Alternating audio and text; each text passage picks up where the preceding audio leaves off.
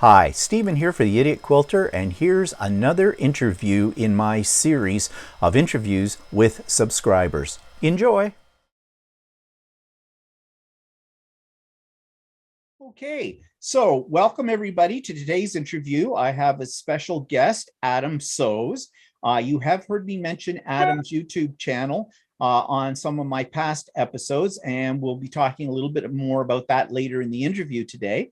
But I just want to thank Adam right off the start for agreeing to this. And I love the fact that he's a male because, there's not as many of us out there as there are the ladies. And it is my mission in life to show people that gentlemen are just as capable in doing something that has been traditionally considered the domain of the ladies, that we can do it too. So, Adam, where are you located? I am in Hampshire in England, so it's south of England. Okay, great. I have been to England several times in my life. I don't think I've ever been down in your neck of the woods. I've gotten as far south as London and that kind of thing, but I love England. I love London, and I can't wait till we can start to really comfortably travel and get there again. But in the meantime, how long have you been? Well, first of all, let me say, are you strictly a quilter? I don't think you are. You sew as well, other things, don't you? Yeah, anything that can go through a sewing machine, I'll have a go at. Okay, that's good to know. So then how long have you been sewing and quilting? I've been sewing since I was probably about 12, so probably about 20 years nearly. Quilting, I've only been doing for probably just under a year. Okay. Well, geez, your stuff is good for somebody who's only been doing it for a year. But then if you've been sewing since you've been 12, I guess you're not unfamiliar with getting around a sewing machine at all. So did you have anybody in well, how did you get started, first of all, in sewing? If you started at 12, how did that come about? My grandparents, my granddad from my father's side, he sewed. And I actually have his sewing machine in my parents' loft, which I need to dig out. And my nan from my mum's side sewed. And it was just, I don't know really what started it. I started sort of doing some hand sewing projects and things like that. And then I got my first sewing machine of my own when I was about 14 for my birthday. And then from then onwards, I just carried on sewing. And then I did sewing at school. Okay, so basically, my next question, and it kind of leads into that, is who was your influences, or anybody in your family influenced you? And I think you've kind of answered that, but let's go over it. I mean, my granddad, he did sewing, he did painting, anything that was creative, he had a go at as well. So it was mainly him that did it. Okay, and it's kind of unique that your grandfather, I mean, this is 2 generations back, was into sewing. So he wasn't a closet sewer, was he? No, he wasn't. Of course, mind you, I mean, did he do quilts or did he do garments? Like, I'm going to say, was he a tailor kind of? I'm not 100% sure. I think it was more, I think he did sort of dabble with tailoring, but I think it was more sort of home furnishings and things that he did. Oh, okay. So like upholstery work or. Yeah, I've never really seen anything he actually made. I just know that he did make stuff. Yeah. So what you said, you have his sewing machine. So what kind of sewing machine would that have been, or is? I think it's a 1950 Singer. Oh, okay. I'm not sure. It's in a really unusual wooden case. I've not actually had it out of the case yet because it's buried in the depths of my parents' loft. Well, vintage sewing machines, which that would be one of, are all the rage these days. People want to get their hands on those. So I'm glad to hear that you hung on to it. My mother had a treadle machine that was her grandmother's. And when my mother moved out of her house and she's passed on now, I got rid of it. And I wish I hadn't, because I wasn't sewing or quilting at that point in time. And it didn't mean a heck of a lot to me. And I could kick myself to this day. So that's why when I hear that people have vintage machines laying around, hang on to them. So what's your favorite creation to date? That's a good question. Probably one of my favorite things that I've ever made is behind me, which is the the Boston Terrier foundation Yeah. paper piece, that one, because that pattern has, I think it's about 74 pieces I was going to to that say one that block. looks pretty detailed. Now, is that your own design, your own pattern, or was it one that you bought? No, it's a Etsy designer. Off the Oh, top of my okay. head, I can't remember the name of it. Okay, yeah, that's really nice, and I admired the fact that you had the patience to do that many pieces in paper piecing Yeah. with it. But it does look really good, and I've seen it in the background of some of your other videos too, when I've been watching them, and I've always kind of admired it. So, what type of, and this one's a little bit tricky, what type of quilter would you describe yourself? And what I mean is, are you what we would call traditional or modern or art quilter, or how would you describe yourself? I would say I'm kind of a mix of all of them, really. I like traditional designs in terms of like log cabin quilts and things like that, but then I like to use modern fabrics to use with those older techniques. Right. So sort of a hybrid or Yes, like okay. when you mix the two. Yeah. I that question is kind of an unfair question because I ask that one for everybody I interview. And if I was to ask that question to myself, I would not be able to pigeonhole myself into one category because it's whatever grabs me. And I think that's what it really is for most quilters. And it sounds like that might be what it's for you too. Whatever grabs you at the moment, that's what you create. So I noticed that you are probably sitting in your sewing room or your crafting room. Can you give us a brief description of it? Like, is this a huge space, a small space? It was originally our dining room, but because it was a room that was only used sort of once a fortnight, it just seemed it was an unused room, and the room that I was in upstairs, which was like the study size room, was just, I outgrew it. I hoarded too much stuff into it. So it's only, I live in a tiny little 2-bedroom Victorian cottage, so it's probably only 11 foot by 10 foot. It's not huge. I think it looks bigger on video than it is in real life. Yeah, it does. It does. And you have a fireplace in there, don't you? I do, yeah. It's got a proper log burner, and yeah. Yeah, because and now that you tell me that it was your dining room before, it makes sense that there's a fireplace in there because I've noticed that in your videos and I'm thinking, you've got a fireplace in your sewing room. But then I think, but it is England, and tend to, and you called this a cottage. So I imagine it's a relatively older dwelling. It is, yeah. We still don't have mains gas or mains sewage, so we still have a septic tank, and we only have electricity coming into the property. We don't have. It's bizarre. It's almost like we're about 50 years behind everyone else in the real world. Yeah, but I mean, be coming from North America and from Canada, which, we're a relatively new country in comparison to the history of England and that kind of thing. My mind immediately when I saw the fireplace went to, you live in like a 400-year-old house, and that must be really quaint. I know that's not the absolute reality there, but I have an imagination and I like to use it. So yeah, it's a fairly old property. Yeah. Do you actually use the fireplace in there? Is it? Yeah, I do. Yeah, throughout the winter, it's on. Wow, that now that's just a cozy little sewing area. I can tell you that I have pictures of what this is. Mine's kind of ultra modern, but anyways, it's not about me. It's about you. So, what's your favorite tool and or a technique if you have one? It's a fairly recent one actually. Is foundation paper piecing. I've got absolutely hooked on it recently. I've actually I'm just about to tear the paper off a moth that I've literally just finished, which is why I was like, oh, quick login. I don't know what it is. I've got hooked on it. Hence all the different blocks behind me at the moment. It's just really taken me recently. It seems to be the only thing I seem to do now. I have tried it. I am what I call geometrically challenged.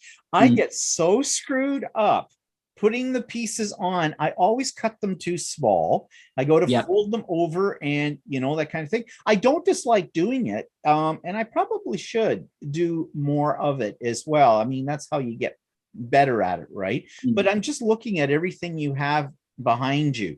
So I'm assuming that is kind of your design wall. It's where I just pin all my blocks to that I don't know what to do with yet. Oh, okay. I thought I was the only one that did that. I hang mine. You can't see them because I've got a virtual background on here right now, but I have a bookcase in behind me and I have a whole bunch of command hooks that run along the top of it. And I just, when I'm working on something, I hang it up there. I hang it up there because I really don't have any room to have a real design wall. But anyways, yeah. So, but I think it makes a really nice little display, doesn't it, behind you, especially when you're doing your videos, kind of thing. Gives people, you know, something else to look at and gives a bit of a flavor for the kind of sewer and quilter that you are. So, do you have a tool, or a current tool that you really, or let me put it this way: do you have a tool you can't live without? I would probably say my rotary cutters. Yep. They have revolutionized, especially things like paper piecing. Yep. Because you need to get all those seams so accurate. Yeah, I don't know what people did before. Yeah, I don't know what people did before they invented the rotary cutter, you know, like I just can't imagine trying to cut out pieces using just a pair of scissors or whatever with it. So, and I noticed you've got a serger and you've got your sewing machine behind you. So what kind of sewing machine is that? This is that there is a Janome 1600p. So that is the same as the HD9, basically. Yeah. That was there was a curtain company shutting down and they were selling that for £25. Wow. And it's like a £1,200 machine. Yeah, I was going to say, like, you got a deal on that, didn't you? Yeah, and it works perfectly. But this one is my newest, which is the Bonina 570 Q, QE. Then I've got the serger, which is a baby lock. I've got a baby lock cover stitch to the other side of that. I've got another serger in my cutting table, which is made up of 2 Kallax units. I've got 1, 2, 3, 4 vintage machines. I've got a Juki on the floor. How do you get them all into that room? My God. They're all stuffed underneath things. I thought I had a lot of machines. Between my husband and myself, we have 8 machines. He's a garment sewer. So yes, he has a cover stitch, he has a serger, and he's got a sewing machine and an embroidery machine. I've got a serger, I've got an embroidery machine and 2 sewing machines as well. But you beat us. You just beat us out. Per capita, you have more sewing machines with it. I don't want them all, though. This is the thing. They just happen to turn up. I know, but you can't get rid of them, can you? You grow attached to them. I know. I'm all about that. And then I have a long arm too, but that's in another room as well. So yeah, I don't want to even think about the money I've spent on technology for all of this, but you know, whatever makes you happy. Yeah. So if you had, speaking of money, if you had all the money in the world, is there a piece of equipment you would like to own? I would 100% buy a long arm. Yeah. And I'm not fussed which one, just a long arm. Yep. And of course, you live in a very small place by the sound of things. So are you thinking of an addition to the house as well to put it in? Well, we are actually debating whether to move at the end of this year so that we can gain a house that's big enough for a greenhouse for my husband and a room for a long arm for myself. So he's a gardener, not a sewer. Yes. Yeah. Yeah, well, that's a good combination to have too. Sometimes if there's 2 sewers in the house, well, we have 2 separate areas, you know, like we do not cross over. No. But with it, but yeah, you need a lot of room for a long arm. And, you know, it's something, they're a lot of money, but I do not regret that I bought one. I love it. And I'm not good at it, but I love it. And so I bought the computerized robotic system for it too. So I just let it do its thing. And I'm still trying to learn that. I just got that recently. But anyways, yeah, they are a nice thing to have.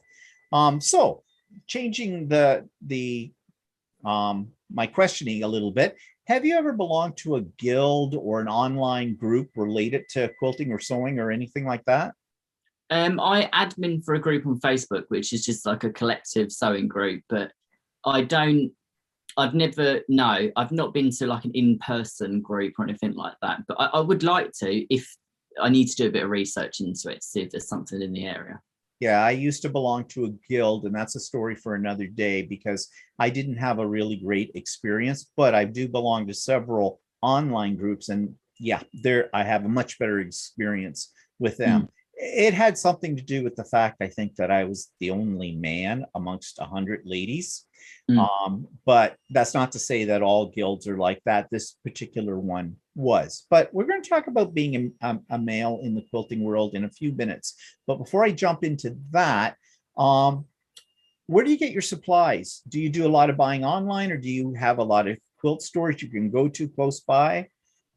I do a lot of mine online. I mean, I have a slight obsession with Tula Pink fabrics, and in the UK they are just astronomical prices. So I kind of buy as and when I can. If I see some on D-stashes, or if I see some on sales on Etsy. A lady's just recently shut her shop down, but she done 25% off Tula Pink fabrics. Ooh, so wow. For the last couple of months, I've been kind of getting a little bit here and there. But so what is the average price of now I guess you guys would do it in yards, right? Or do you do it in meters? we do it in meters, yeah. Okay, So good, because we do it in meters too, so as Canadians. So how much on average would fabric be a meter? For for something that's not like a Moda or a Tula Pink, like a Free Spirit or anything like that, just a standard sort of cotton from a UK supplier, you're looking at about £7 to £10 a meter. So, well, that's about what we would pay, because if I do a rough translation of our dollar, we're about, I think, 1.6 Canadian dollars equals about a pound. So yeah, it's about, we pay anywhere between about 18 to about $21 a meter. So that's roughly pretty much in the ballpark too. Used to pay less than that, but since COVID and the whole bit, and everything's gone sky high in prices for fabric. Not that that stops me from buying it. It probably should, but it's pretty. I have to have it, except for pink. I draw the line on pink. I do. Well, I shouldn't say never. I do have a little pink in my stash, but it's the blues and the purples. And teals. I'm all about those. Okay, so who do you have any favorite like experts, for lack of a better name, like people maybe on YouTube or on the internet that you, when you want to learn something or you need to check something out, that you will turn to on a regular basis? I have to say I love watching Jenny from Missouri Star. I think her tutorials are just so simple and so easy to follow. I don't really know. I don't think I've watched that many other people when it comes to tutorials and things like that. Oh, I do watch the lady from Jordan Fabrics. Donna Jordan. Yeah, I was going to yeah. Because I could fall asleep listening to her. She's got such a calm tone. Yeah. And all of her, I'm a fan of hers as well. And her patterns that she shows and the tutorials that she does, it just, everything I've ever done that she has recommended or shown a tutorial on has always turned out with them. And she does a lot of cozy quilt patterns, and I love that company. Best written patterns of any that I've ever used with them. And of course, I do know there's a lot of people watch Donna Jordan just to see what her nails are looking like. She has fantastic nails. When she's filmed it in 2 parts because her nails are different at the beginning. Her nails change. Yeah, I know. And I was just recently on a group on Facebook, and that was the discussion. It's a male group, and they are all just talking about Donna Jordan's nails. What will they be this week? The whole bit. So I wonder if she realizes that or not.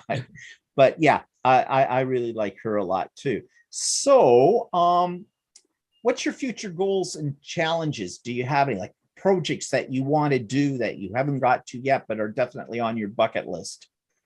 I would really like to learn how to actually turn a hand-drawn foundation paper piece pattern into PDF format so that it can actually be something that people can download, and I can actually create my own FPP patterns, basically.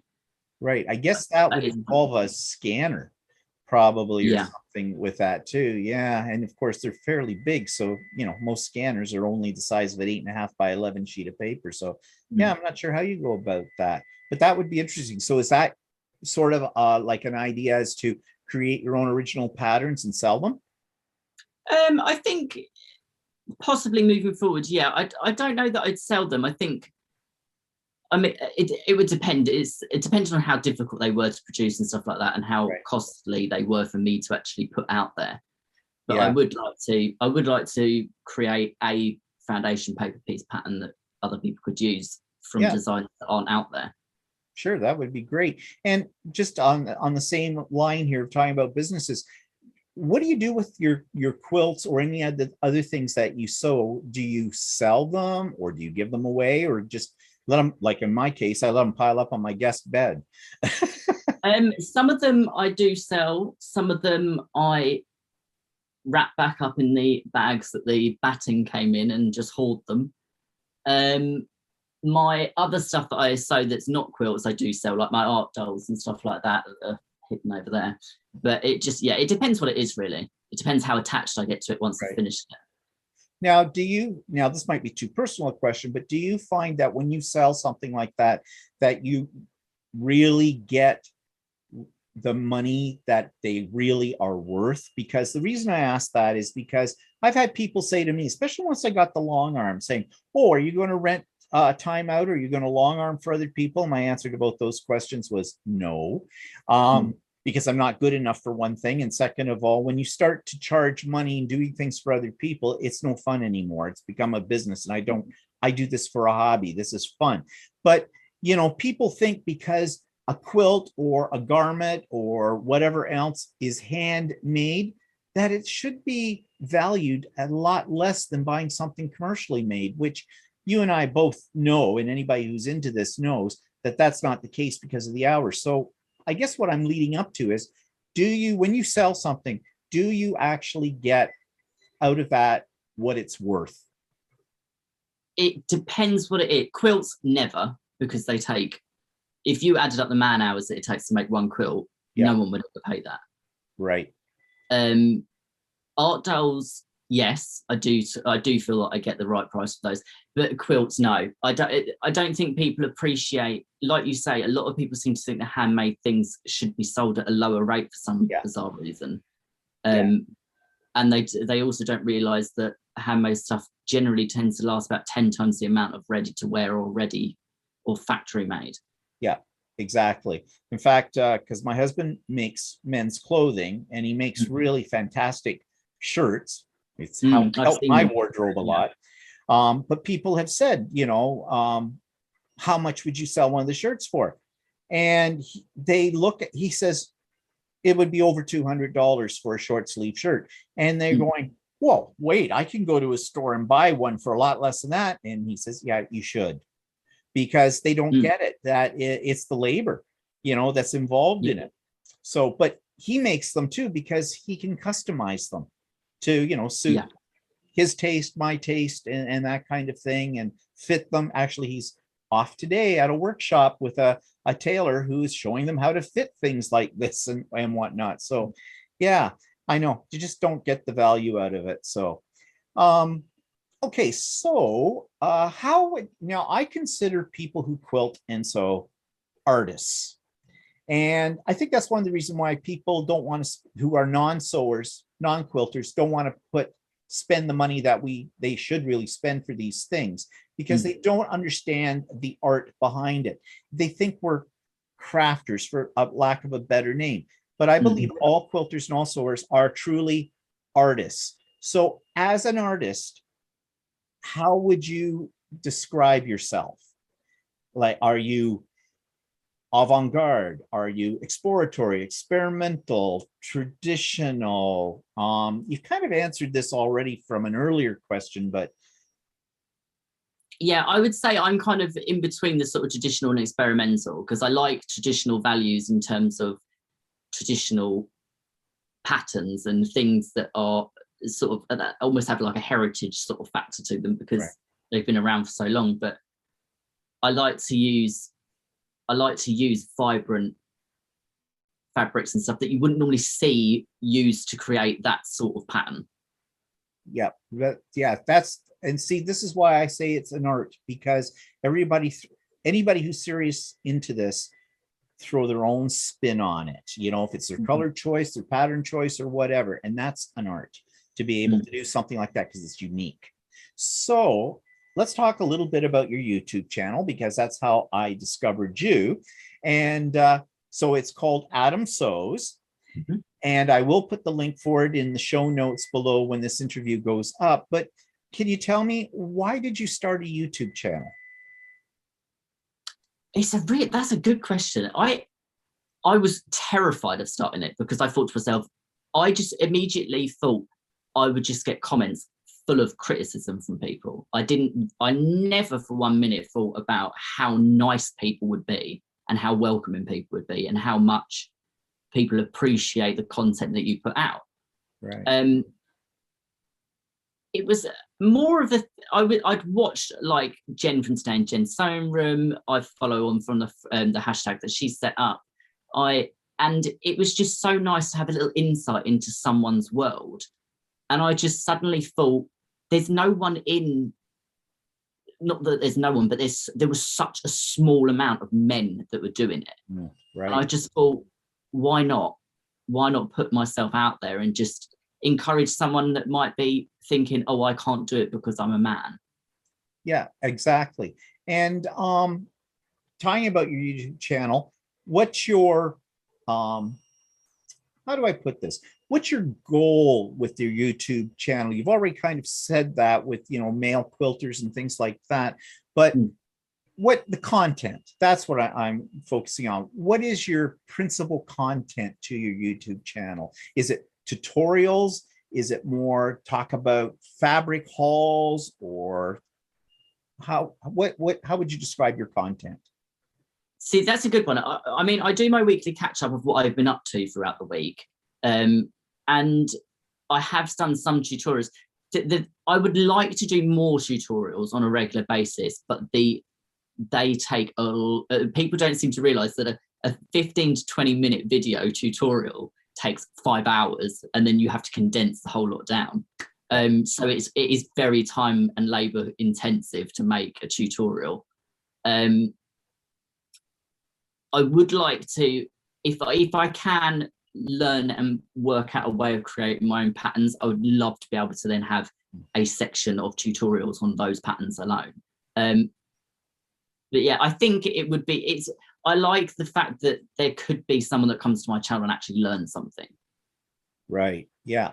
And well, I think right now when people come to your channel, they do learn something. So that is already in there. But I know what you mean about doing tutorials and things, because yeah, the hours of editing to, as you said, put it into a chunk that, people have short attention spans. So, if it's longer than 20 minutes, 30 minutes, it better be really exciting, because they're going to go away from that. And then you put all that effort into it. Like I said, I don't edit my videos. I probably should, but I don't, because I hate editing. So, but yeah. So, but it's definitely, I find your videos extremely interesting, and I always learn something from them. And I'm hoping that other people, once they've seen this interview, will go to your channel and support you as well. Because my goal for doing these interviews, one of my goals is to take people that, you don't hear about all day. We know the Jenny Doans in the world, and the Donna Jordans and all the other ones out there. But there is so much to be gained from people like you and I, who, we're a small channel, but we have something to offer to people. So, I want people to think about that. Think outside of the box. Just don't go to the big, names. Go to to us little people, because we have something to show and share.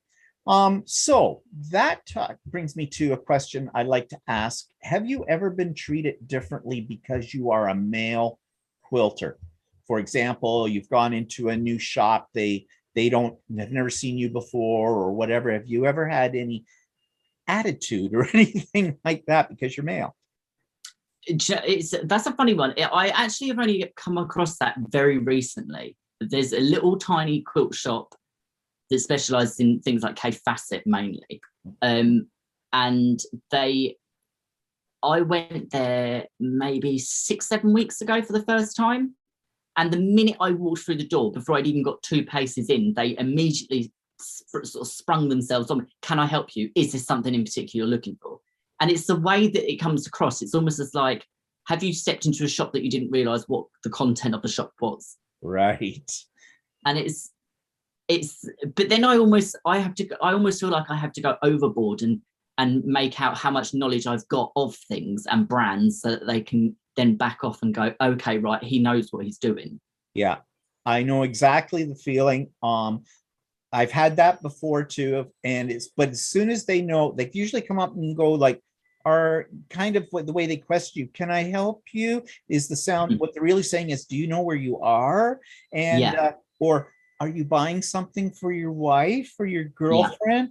Nope, buying it for me. And just like you, I will make a point of making it known without trying to sound really snotty, but that, I know what I'm talking about. And then of course they really love me when I say going, yeah, I'll take 2 meters of that, 2 meters of that, 2 meters like that. So ka-ching, ka-ching. And that just, right there changes it all. Generally speaking, I have not found in most quilt stores, I have found the people who run it, and primarily many of them are ladies, have been extremely helpful, have been very friendly. Only on a rare occasion have I had any attitude. And as you just said, and I just said, that only lasts a few minutes and then bang, when they figure it all out. Where I have had attitude as a male quilter, and I mentioned this before, is with an all ladies guild. It was like I had entered a secret society, and they weren't all like this, but there was enough of them where I felt extremely uncomfortable, and I just eventually figured I'm leaving. Why am I here? I'm not getting anything out of this, and they are not comfortable with me being there.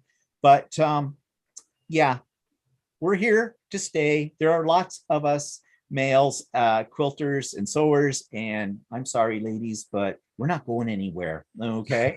So, so speaking of attitude, so I'm sure you've heard the expression quilt police. So what does that bring to your mind, and how do you feel about that? Quilt police. I don't know. Some people just got I think some people have got this sort of little box and they go, right, okay, everything has to be traditional, everything has to be done by this, this and this. Like if it's a pattern that they buy that's been made in boutiques, it's almost like, well, you have to make it in boutiques because the pattern says so. Right. I think people sometimes need to just relax a little bit sometimes and go, right, okay, actually, do you know what? I could make that in such and such rather than boutiques, or I could try it in a completely different color palette. And I think that goes back to what you said about yourself as a quilter, as an artist, that, you think outside of the box. And that's when the quilt police will come up. The ones that just, it's all very square for them. And if you deviate from that plan, then no. Yeah. So my answer to them, or if I run into a quilt police and go, yeah, is this shocking you? Because that was my intent. Yeah. So I win. But I think that's the thing. If someone looks at something you've made and goes, oh, well, I never would have thought of doing that. And you think to yourself, well, there you go. That's giving you an insight into what you could possibly do if you wanted to change the way you do things. Yeah, exactly. So this brings me to sort of the end of my questions, except for one. So anybody who wants to get started into quilting, into sewing, this art form, do you have any advice for them? I would just say, just don't be scared to make mistakes, because everyone makes mistakes. Yeah. I mean, I've been sewing now for over 20 years and there's still things I can't do. Yes, I know exactly. There's still things that I think I've done this 15 million times and I still get it wrong the first time. And I have to unpick it. And then the second time I remember how I done it however many times before when I had to unpick it. Yep, exactly. I'm right now I've hit a wall in something that I'm making, and I've decided I don't like to leave a project unfinished, but I've decided no, I'm just doing nothing but making mistakes. I'm going to change what I'm going to do. I'm going to try something else that I also know is, sure, I know I can do this. And then when I clear my palette, I'm going to go back to the other one, and maybe I'll have new insight into that, I hope, with it, because I've already cut the fabric for it and it was expensive. But Yeah. anyways, so do you have anything further you'd like to say? Anything that viewers should know? Oh, I'm not sure. I don't think so. Nope. I'd like to say a big thank you for offering to interview me. I think it's a great idea. Well, I thank you so much for agreeing to doing this interview. I'm sure everybody's going to find this really interesting. And I do hope that they will come to your YouTube channel and check out your videos and things like that. And as I said, I will have the link for that in the show notes below. So I'm going to just thank you for this. I'm going to stop the recording, but I want you to stay online for a couple of seconds with me. But once again, Adam, thank you so much. Your YouTube channel is called Adam Sews. And yeah, this was great. Thank you for taking the time. Thanks for asking me. Not a problem. And we'll talk again soon, I hope.